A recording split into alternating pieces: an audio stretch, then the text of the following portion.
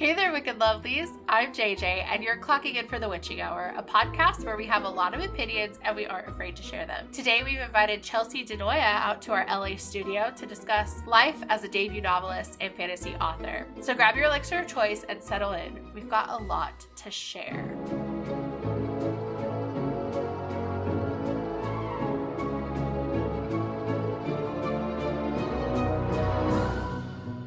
Chelsie Denoia is a debut novelist and the author of Sovereign, Book 1 in the Heir to Atlanite series. She loves to delve into fantasy worlds and create daring adventures for all of the characters constantly running through her mind. She's also a busy woman as a mother of two, living comfortably with her husband in Ohio.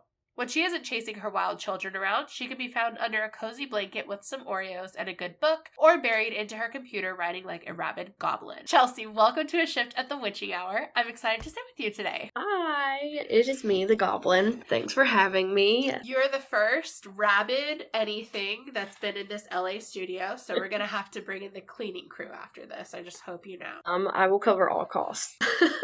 So I think to start, because I feel like this is our third interview ever on the Witching Hour, but my second one. So I still feel like we're trying to find the flow. So I think to get everybody comfy, we should start off with a this or that. Okay. Are you a pantser or are you a plotter? Ooh, I think at the start of Sovereign, I was a big pantser, but I think I would classify myself now as M would call it, a quilter. Ooh. What's that? So a quilter is, I write down the major scenes that stick out to me, and I kind of go back and weave all of the scenes together and patch them into each other. So you kind of like get the big pictures and like bridge the gap. Yeah. That's so cool. I want to be a quilter. Can I buy a subscription? Like, how do I become that? Honestly, don't know. I've wanted to be a planner so bad, a plotter, and it just was not for me because, like, even on book 2 right now, I'm trying to, like, go sequentially and plot everything out, and it is not flying for me. So I'm just going to go back to my quilting. During my MFA, we had to do this very detailed, it was called the Borg outline. We had to very detail like what each chapter was. We first had to do like concepts, then a full sentence, then like a paragraph for each chapter. But the problem is my protagonists were like, fuck that. Look over here. Mm-hmm. It's shiny. Let's go that way instead. Yes. Pretty much my characters, they're like, yeah, no, we can't do this. This is not what we're doing. We're doing this. So you have to write this. I'm like, well, throw those plans in the trash, I guess. Right. Okay, but that's kind of cool then, because then if your protagonist is like, I want to do this, now I want to do this, then like you just kind of have to like put it down and then be like, well, how do I get from this to this? Like it's not, They're not derailing anything. Right. My protagonist wants to do this, so I write this down and then I go back to what they were doing and see how we can get them to what they want to do, like weaving into each other. I love that. I just learned how to crochet, so now I guess I need to learn how to quilt. But like with words. Do you prefer coffee or tea while you're writing or reading or both? You see, I'm a little bit of a connoisseur, I like to call myself, so it really just depends on what book I'm reading or what mood I'm in. If I'm reading one of my murder mystery type or high fantasy type, I need a good strong coffee to get me through it. Or if I'm reading a comfy romance or like a comfy cottage fantasy, then I need me some tea. This could probably be the dumbest question you've ever been asked in your life. Is it just me, or if you're drinking soda and writing, do you feel absolutely feral? Yes. I feel so uncivilized. A whole series dedicated like, to all the this plans couple, that I just had, and they don't meet if I until take a book sip of 5. soda, gone. All the motivation I just had, gone. What are we doing? Nothing. We're doom scrolling now. I know. Doom scrolling, sipping a soda. I tried drinking a Dr. Pepper and writing recently, and I just know Emily Dickinson was looking down at Sylvia Plath, and Sylvia Plath was like, I did not put my head in the oven for this shit. Put that soda away. What is this tar? Go get some coffee like a decent human being, says the ghost of the woman who put her head in the oven.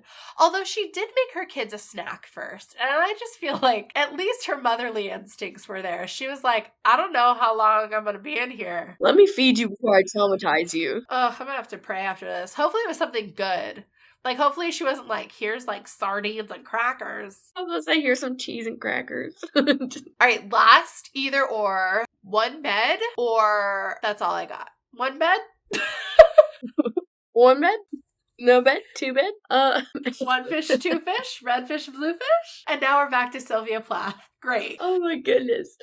Do I like the one bed trope? Is that the question? Yes, that is the question. Yeah, I'm not opposed to it. If it's done right, it's a good trope. I like it. What's wrong with me that I'm like, oh my god, one bed? Like, I love it. I like it, but I don't know. I feel like probably because I read too many. I feel like there's not enough. I like the, now that I think about it, it sounds kind of weird, but if it's like confined space, they have like only so much space and that they're forced to be in each other's proximity, I like that. I love me some forced proximity because the minute they're locked in that room together, you're like, oh, you hate each other now. You're gonna get pregnant later.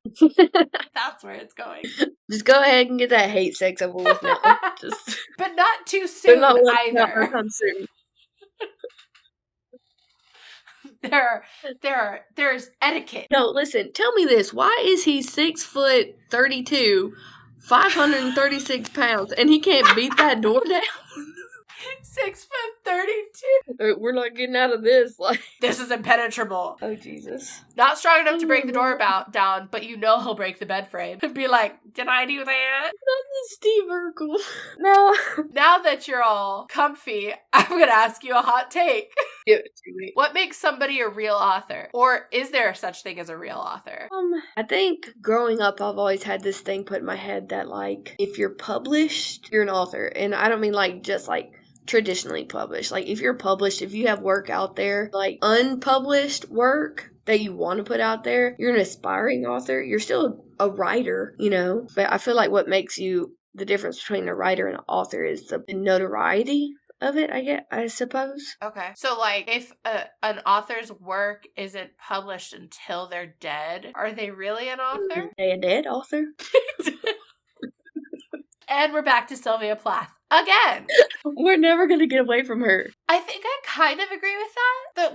But real author also really annoys me. Like, that phrase. Like, I feel like anybody could be an author. Like, I like that you talk about, like, aspiring author versus author. And, like, whether you're an author or not, I think you're always a writer. And I think the minute somebody's like, I'm not a writer, I'm an author, I never want to read anything from them ever again. No, you're always a writer. And if you're a writer, then you're typically an aspiring author. But I don't think to me, you're not an author until it's published, whether that means indie published, whether that means if you're published in a newspaper and you're locally known, you're an author. You're a real author as of July 5th. Yes. How do you feel being like a legit author? I'm so nervous. All the pressure, really. I feel so pressurized. Like, obviously not from anyone else, because, like, my friends and family are like, oh, congratulations, you're an author now.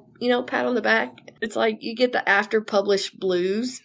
It's like, what do I do now? Like, there's no big bang after that, It's just like, congratulations, and then when's the next one coming out? When's the next one coming out? And I think that's the hardest thing starting out, is that I started with a series. I'm kind of kicking myself for it. Like, I love the series, and I'm excited to put it out there. Yeah.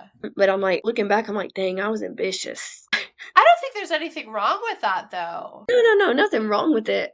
I just feel like I should have dipped my toe in with, like, a standalone, maybe. I don't know. I have a lot of self-doubt. That's something I gotta work through. But get out of here. Your story is like there's nothing about your story that I'm like, this is boring. And I think that that's almost better than having done a standalone. Because, like, if you do a standalone, I think that there can be this idea that if you don't publish in a certain amount of time, maybe they were just kind of a one and done author. But if you start a series, your readers know that another one's coming. That you may be like George R.R. Martin and it may be 20 years, but, like, it's still coming. I mean, that's what scares me, though, because, like, I'm expected to drop another one, and it is coming. Book 2 is coming. But I'm just so scared, like, what's the time frame? How early are they expecting it? What if I don't get it done within like a year? And like if I do get it done, am I rushing myself?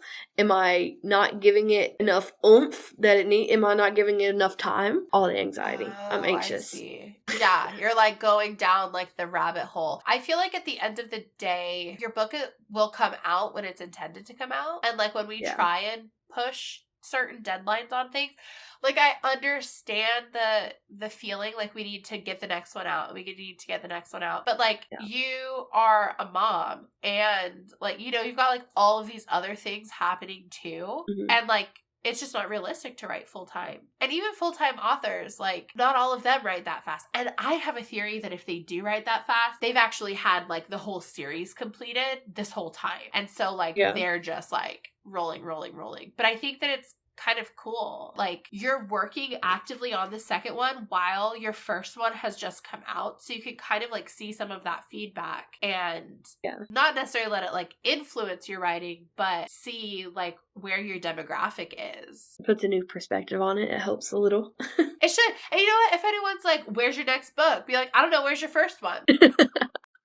I love that. So while you are very clearly anxious about writing your story, what do you love about your story? I think what's unique about my story is that Kadrexia isn't just a magical world of one species. You've got guardians, which are like guardian angels, and then you've got the human-like people that can wield magic. You've got your fae, you've got your shifters, dragons, wolves. Kind of spoiler, but not spoiler. In book 2, you have your sirens, you've got your orcs. So it's all types of different species in the world, like our world is. We're not just one species inhabiting it. There's multiple, and you interact with all of them in this book. So I feel like you don't get that a lot from others. And I like mentioned like, or wrote down in my notes too, that you do have a very like diverse cast of characters. Like it's very clear that was intentional. And I know that in doing that, that also meant having a sensitivity reader. So like, what was that like working with a sensitivity reader? It gave me a lot of insight into how to portray and uphold the integrity of my main character, which is a Black woman. And it just gave me a lot of insight into, what would build her character and what makes her strong and what makes her unique. If I hadn't have had that sensitivity, I don't think I would have gotten the tools or the insight that I needed to make her character more 3D than 2D. Do you feel like even though there was like focus on just like one primary character, that even that feedback also filtered into other aspects and characters too? Or was it just kind of like narrowed toward one? No, I think it helped because Sai, the wolf shifter,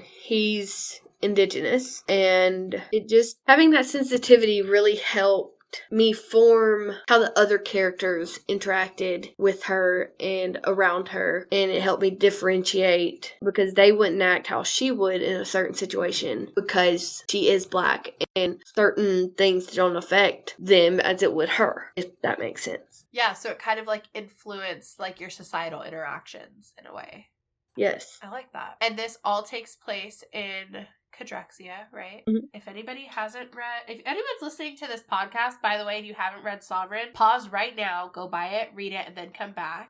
Rude. But tell us about Sovereign and tell us about Kadrexia. I'll read the synopsis real quick, and then I'll tell you about Kadrexia itself. Beautiful. So, Sovereign is when Alani Waters finds herself lost in the woods and transported to the world of Kadrexia.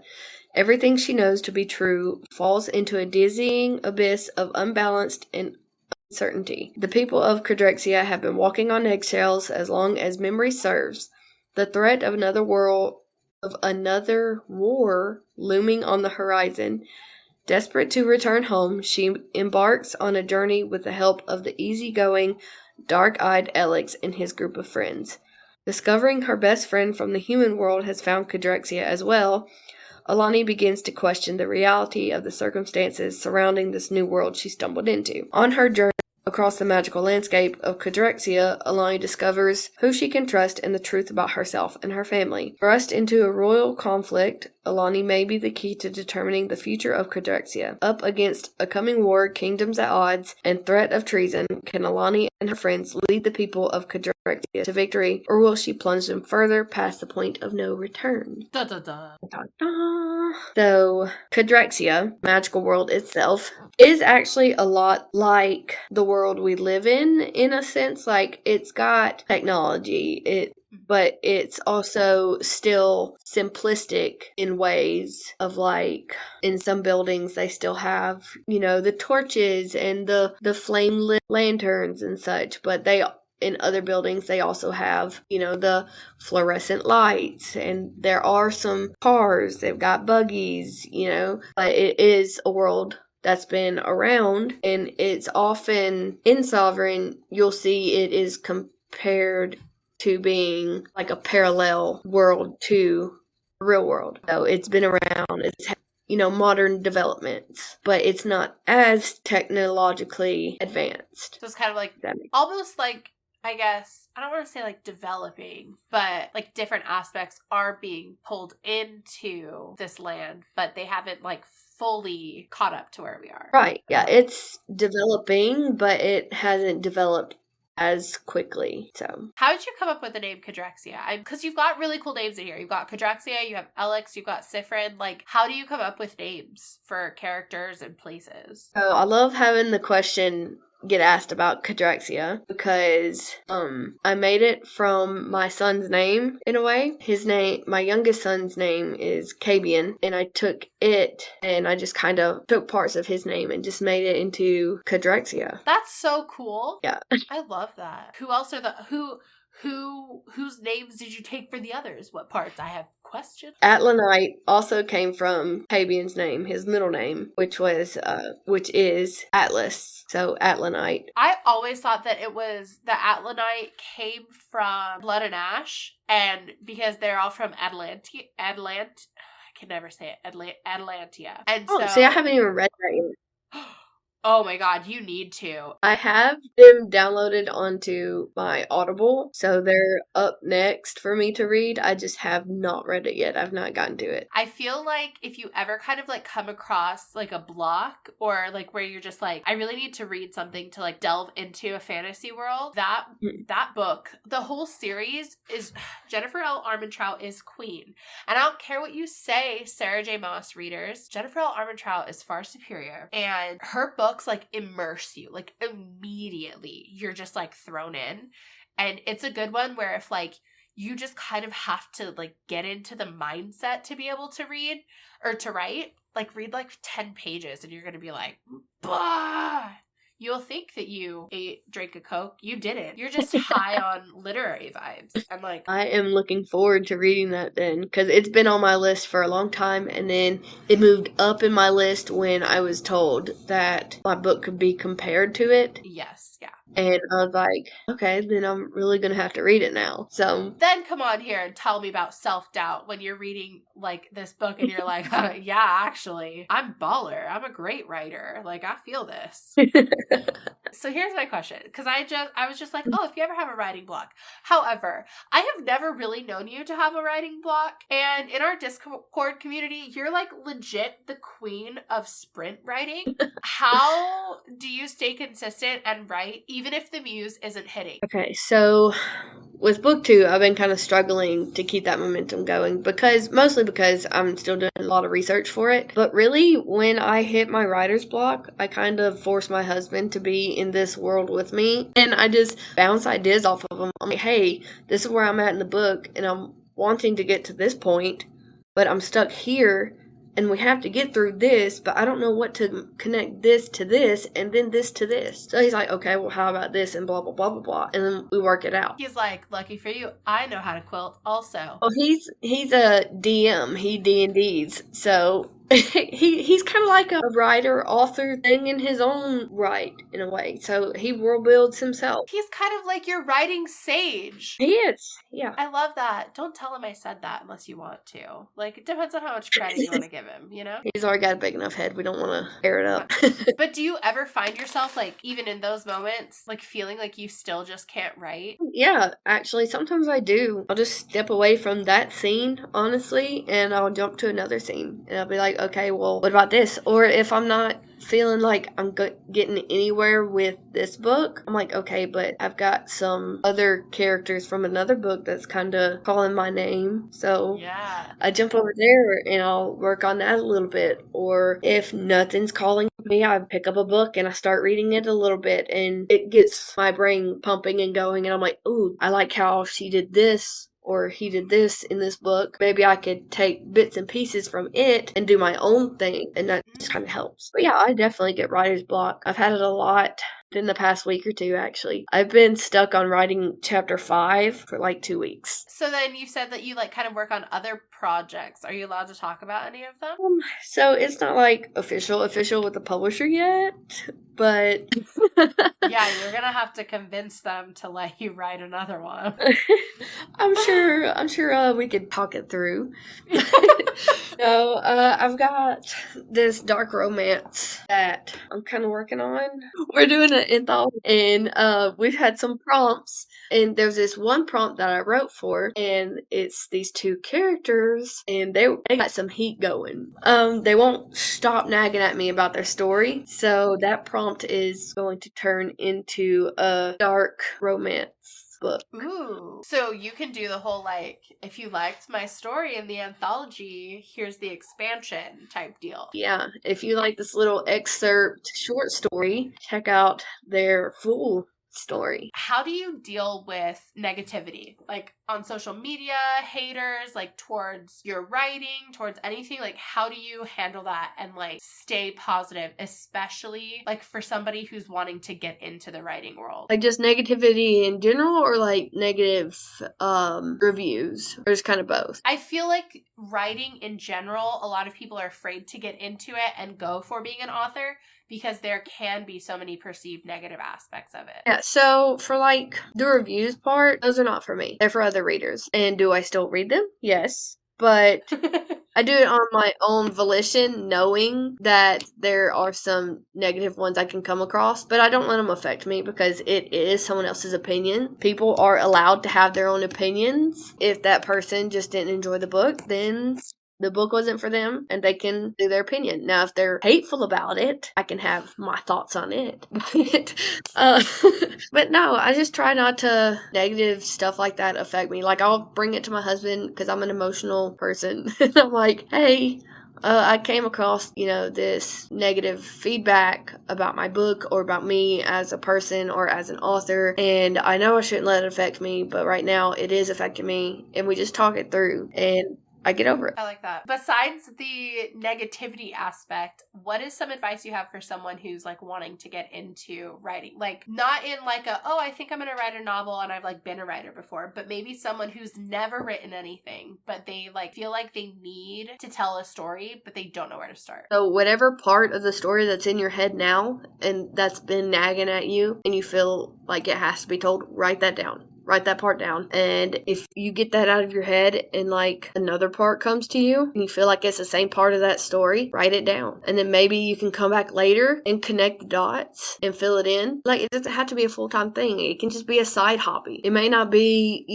I'm going to be an author. I want to be an author. I got to write this story. If it's just like a hobby that you want to have, do it. Just write it down. Well, and there are platforms. Yeah, there's all types of platforms. There's Wattpad. There's AO3, that's one I knew about. Inkit, there's Vocal Media. Like, there are a lot of places where you can publish. Yeah. Do you ever, wish that you'd gone a different route, like self-publish, trad? At the beginning, I had doubts. I was a little worrisome. I felt like the company was taking on a lot of authors on their plates than they could handle, and I felt like they wouldn't be able to have spread themselves to all the authors that needed taken care of, but they managed, and there were bumps in the road, but I stuck it out. I went with my gut. I went with my heart. Now we're here. You know, they're doing great. They're going in a good direction. And I'm a published author. They got me the things that I needed. And they did amazing with my cover art and the blurb. And I just think I think they're wonderful. I think it's a wonderful place to be. That's totally fair. I did do self-publishing, and I didn't really do it thinking, like, I know some people go into it, they're like, I'm going to become a bestseller. Like, that was never really on my mind. I just wanted it out there. And like, I wanted to finally say that this thing that I had been working on was out there. And then I realized, why did I put that out there? And now I'm like, tore it to the ground. I'm like completely rewriting. But even with self-publishing, knowing that I was in full control of it, I still was very apprehensive about my decision. And I had been offered a contract at one point with a vanity publisher, and I mulled it over for a little bit, but that also was scary too. Not because, like, yes, vanity publishers have their own thing and their own like requirements and things like that, but I feel like once you have somebody else professionally interested in your writing, at least for me, that's when imposter syndrome started to take over. Yeah. Like, did they actually read it? Do they actually like my story? Like, I'm not understanding why this is. Mm-hmm. And so I feel like outside forces aside, no matter what, anytime you go into any creative endeavor, I think that fear is always going to be there. As a mom too, like, if you were to self-publish, are you going to have the time to do it? How are you going to market it? Like, yes. Did I make the right decision with this? And I feel like that's just something that, regardless of where you end up or what you want to do, I think those thoughts are normal. That might be the first normal thing I've ever thought. No, yeah, I can agree with it. Because, like, no matter which route you go, whether you go trad or vanity or self or hybrid, that's definitely a normal feeling. No matter which route you go, you're always going to have that self-doubt. I don't think my book would have turned out the way that it did if I would have just gone self-publishing. I don't think I would have had the resources that I did through Spellbound. Do you just hope that somebody writes a fan fiction about your book one day? Oh my gosh, what would the fanfic be? Oh my gosh, someone would make a fanfic of Elix and Sifrin. I was just gonna say, if I had to pick, I would have it be like a slow burn romance, but a buddy cop. Don't be surprised if one pops up on AO3. No, because now I need you to tell me, who's your favorite ship? Like, what would you have done? You can't put me on the spot at the interview. As an author, I need to know. The way you write each of your characters, I just want to ship them with everybody and everything. Are you a wolf shifter? Great. I even ship you with the moon. Oh my goodness. I don't think I could pick. It's a why choose? Why make me choose? I ship my eyes and your book. That's what I ship. The end. So I know you're the interviewer here, but I want to ask a question. Put me in the hot seat. What made you fall in love with this book? Like, what was a part in the book of Sovereign that made you go, wow, like this is a good book? I really loved an adult character, first of all. She wasn't like a 14-year-old who's gonna go find a 100-year-old fucking goblin in the woods. And the fact that she works for NASA, like, that hooked me so hard, because so much of fantasy and so much of like the way that you have your story laid out with like the portal and like the blending of worlds and everything, for a scientist, like, that goes against everything. Because a scientist is based in fact. And like, that alone, for me, I was like, done, like, sold. Like, I didn't need to read anything else. I did. That right there, like, even if it's one of those things where, like, if that had been like a short story, for instance, that's like left out on a cliffhanger, and I found out that you did nothing else with it, you would have a stalker named JJ. Who would be sending you the weirdest ransom notes, because it's a very unique setup, I think. This is just going to turn into me fangirling. The way that you like write their inner voice, I feel like that's so hard for an author to do, because we're constantly being told to show, not tell. And so I feel like very recently, especially, there's less internal happening. Like, we don't really know what they're thinking. We don't really know like what they're feeling from their perspective. We get the descriptor of how they look, and then we can like interpret it. And I'm terrified for book 2, because I already know some spoilers and I'm mad about them, but I guess I'll read it. She's like, I guess, damn it. If I have to. Yeah. No, I think that's why I wanted to make it multiple point of views, because I felt like it needed to be told from more than just Alani's perspective. Because I feel like with just Alani's perspective, you're being brought into this new world and you don't get the insight of how that world is without being told it. So in order to do some of that showing, you have to have the other point of views. And from those point of views, you're leading this strange person who's not supposed to be able to be into your world through your sacred world to get her back to hers, and hope and pray she doesn't try to expose the world. Yeah. So it's definitely a turmoil, a lot of inner voice, inner thoughts that if I had left them out, I feel like it would have been a big chunk of the book. I feel like if you had left it with just Alani's perspective, we would have run into like a Bella Swan situation where all of this stuff is happening. Like, we know shit is happening. And you don't get that insight until you get Midnight Sun, which is still like fine or whatever. But if they'd been interspliced together, I think that would have made it a more compelling story. Yeah, for sure. That's another thing why I wanted to do the point of views, because like I read some of my favorite series and I'm like, well, what was this person really thinking or going through in this scene we're not seeing? And like, if they would have just given us that would have gave us more to go on. Maybe I'm dumb, but I still don't know who Unknown is. I'm gonna message you. What do you mean you don't know who Unknown is? Listen, okay? Listen! Ma'am, we are going to have to get off of here, get on a separate video chat. Let me read that to you, word by word.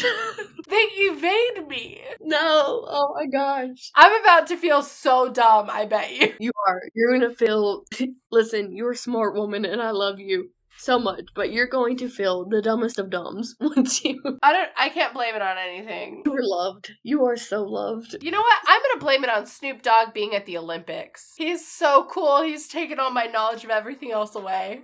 I was gonna say, don't you dare say nothing bad about Snoop Dogg. Alright, well... Before we embarrass me more on the internet, where can our readers get their hands on Sovereign? You can get Sovereign on Amazon.com. You can get it through, I think you can get it Target.com.